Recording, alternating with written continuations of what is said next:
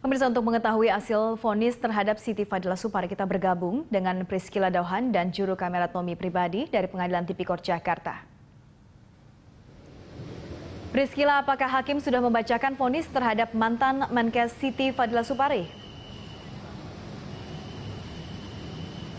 Ya, Yasi dan juga pemirsa, baru saja usai sidang pembacaan vonis atas mantan Menteri Kesehatan periode 2004-2009 Siti Fadila Supari di Pengadilan Tipikor.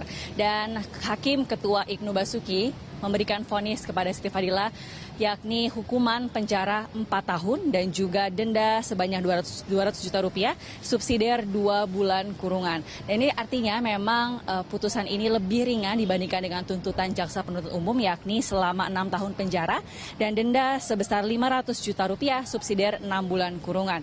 Adapun hal-hal yang meringankan hukuman dari Siti Fadila ini adalah Siti Fadila dianggap bersikap sopan selama persidangan, kemudian tidak pernah dihukum dan juga berjasa dalam penanggulangan wabah flu burung pada era dia menjabat, serta juga telah membayarkan uang sebesar 1,3 untuk dikembalikan kepada negara.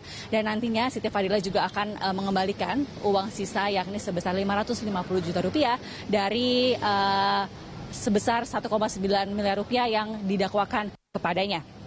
Dan kita tahu bersama bahwa Siti didakwa menerbitkan surat rekomendasi penunjukan langsung dan Siti disebut meminta kuasa pengguna anggaran dan juga pejabat pembuat komitmen Kemenkes Mulia Hachmi ini untuk memilih PT Indofarma Tbk sebagai penyedia buffer stok yang merupakan alat kesehatan.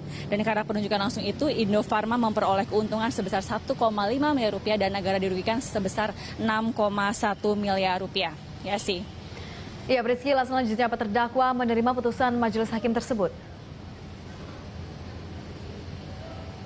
Ya sih, tadi usai sidang vonis, Siti Fadila mengatakan bahwa dirinya tidak akan menyatakan banding begitu terhadap putusan ini. Ia menyatakan bahwa ia menerima segala putusan ini meskipun ia merasa dirinya didiskriminalisasi oleh KPK. Ia telah menyatakan hal itu jauh sebelum dia mengikuti sidang begitu, karena pada memang sebelumnya ia menyatakan bahwa dirinya telah diskriminalisasikan oleh KPK dan dia merasa tidak melakukan korupsi sama sekali. Namun ia menyatakan ia telah menerima putusan hakim dan menyatakan bahwa putusan hakim ini adalah putusan yang adil dan Indonesia merupakan negara yang demokrasi sehingga ia pun dapat legowo begitu menerima putusan ini. Namun ia juga menyatakan bahwa dirinya juga akan segera membayarkan sisa uang yang harus dikembalikan kepada negara yakni sebesar 550 juta rupiah dalam waktu dekat ini. Demikian, Yasi.